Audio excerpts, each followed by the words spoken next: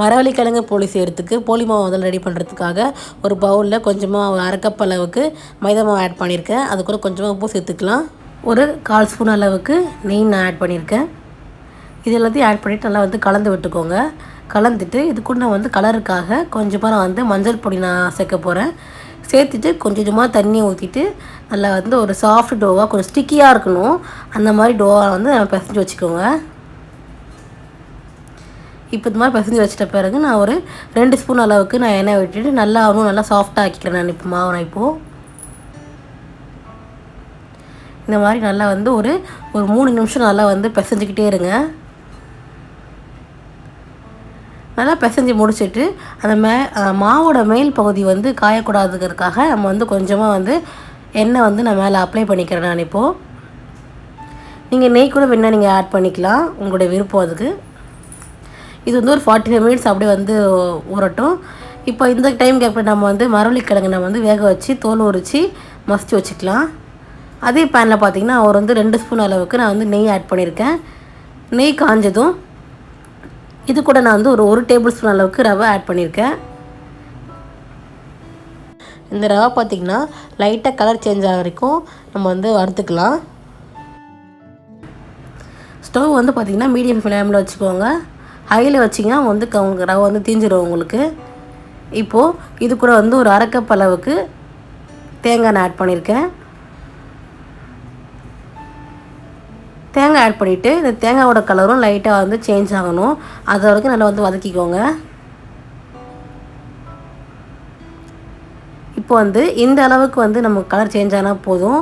இப்போ இது கூட வந்து நம்ம வேக வச்சு தோல் உரித்து மசித்த மரவள்ளிக்கிழங்கு நம்ம இப்போ வந்து சேர்த்துக்கலாம். இப்போது நீங்கள் வேணால் துருவி கூட போட்டுக்கலாம். ஆனால் கட்டிகள் இல்லாத மாதிரி நீங்கள் பார்த்துக்கோங்க.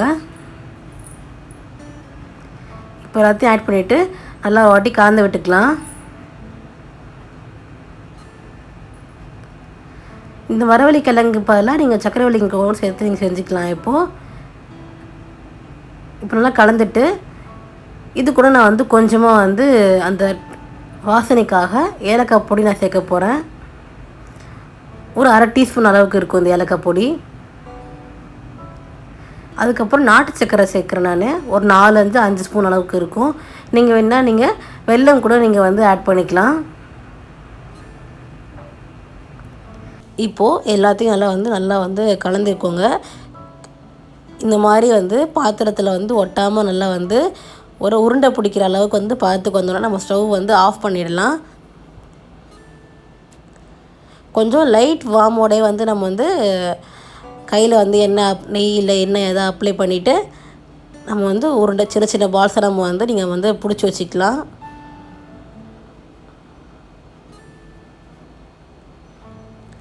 உங்களுக்கு தேவையான அளவுக்கு நீங்கள் சைஸ் நீங்கள் வந்து சின்னதாகிக்கலாம் இல்லை பெருசு பண்ணிக்கலாம், உங்களோட விருப்பம் அது.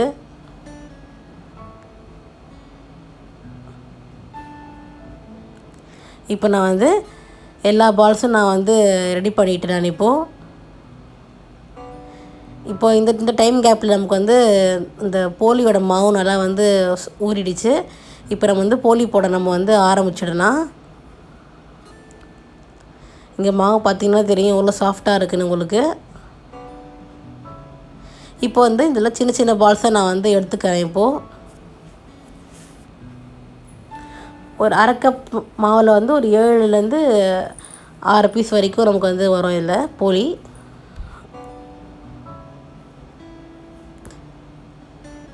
இந்த மாதிரி உங்களுடைய சைஸ்க்கு ஏற்ற மாதிரி நீங்கள் வந்து டோ வந்து நீங்கள் போட்டுக்கலாம் பால்ஸ். நீங்கள் இப்போ வந்து பட்டர் ஷீட்டோ இல்லை கவரோ இல்லைனா வந்து வாழை இலையோ ஏதோ ஒன்று எடுத்துகிட்டு அடியில் வந்து நெய் இல்லை எண்ணெய் அப்ளை பண்ணிவிட்டு இந்த மாதிரி வந்து நல்லா வந்து ஃப்ளாட் பண்ணிக்கோங்க. நீங்கள் வேணால் அந்த பூரிக்கட்டையில் கூட நீங்கள் வந்து போட்டுக்கலாம். இப்போ அந்த டோக்குள்ளே அந்த ஸ்டஃபிங் வச்சுட்டு நல்லா வந்து உள்ளே கவர் பண்ணிக்கோங்க.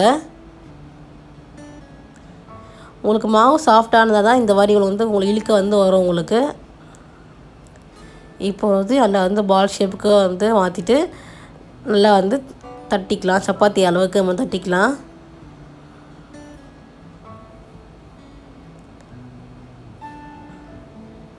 இப்போ உங்களுக்கு வந்து கையில் ஒட்டுற மாதிரி ஃபீலாக இருந்தால் நீங்கள் கையில் திரும்ப நீங்கள் வந்து நெய்யில் எண்ணெய் ஏதாச்சும் வந்து நீங்கள் மேலே வந்து தேய்ச்சிட்டு அதுக்கப்புறம் வந்து போலி ரெடி பண்ணிக்கலாம். இந்த டைம் கேப்பில் நான் வந்து தவாவை நான் வந்து ஹீட் பண்ணி வச்சுருக்கேன். இதில் கொஞ்சமாக நான் வந்து நெய் நான் இப்போ வந்து ப்ரஷ் பண்ணி விட்டுருக்கேன். இப்போ நம்ம வந்து ரெடி பண்ணி வச்சுருந்தா அந்த போலி நம்ம வந்து இதில் வந்து ஒன்று நம்ம வந்து ஆட் பண்ணி சுட்டு எடுத்துக்கலாம். கொஞ்சம் மேலமாக வந்து நம்ம வந்து நெய் ஆட் பண்ணியிருக்கேன். இப்போது கொஞ்சம் நல்லா வந்து வெந்து வர வரைக்கும் நல்லா வந்து குக் பண்ணி எடுத்துக்கோங்க. இங்கே பார்த்தீங்கன்னா நான் ஒரு பக்கம் திருப்பிட்டேன். இதே மாதிரி இன்னொரு பக்கமும் நீங்கள் நல்லா வந்து வெந்து திருப்பி போட்டு எடுத்துக்கலாம். நீங்கள் இப்போ வந்து போலி நமக்கு ரெடி ஆகிடுச்சு. நான் இப்போ வந்து நான் உங்களுக்கு பிச்சு காட்டுறேன் பாருங்கள், எவ்வளோ சாஃப்டாக உள்ள ஸ்டஃபிங் கூட நல்லா இருக்குன்னு. சாப்பிட வந்து அவ்வளோ டேஸ்ட்டாக இருக்கும். மரவள்ளி கிழங்குன்னு வந்து சொன்னால் நீங்கள் யாரும் நம்ப மாட்டாங்க, அந்தளவுக்கு டேஸ்ட் நல்லா கண்டிப்பாக இருக்குங்க. இந்த மாதிரி டிஃப்ரெண்ட்டான ரெசிபி வந்து கண்டிப்பாக வீட்டில் ட்ரை பண்ணி பாருங்கள். கடையில் வாங்கி சாப்பிட்றதுக்கு பதிலாக இந்த மாதிரி சிம்பிள் ரெசிபிஸை வீட்டில் நம்ம செஞ்சு கொடுத்தா வச்சுக்கோங்க, பசங்களுக்கு ரொம்ப ஹாப்பியாக சாப்பிடுவாங்க. ஹெல்த்தியாக ரொம்ப நல்லாயிருக்கும் உங்களுக்கு.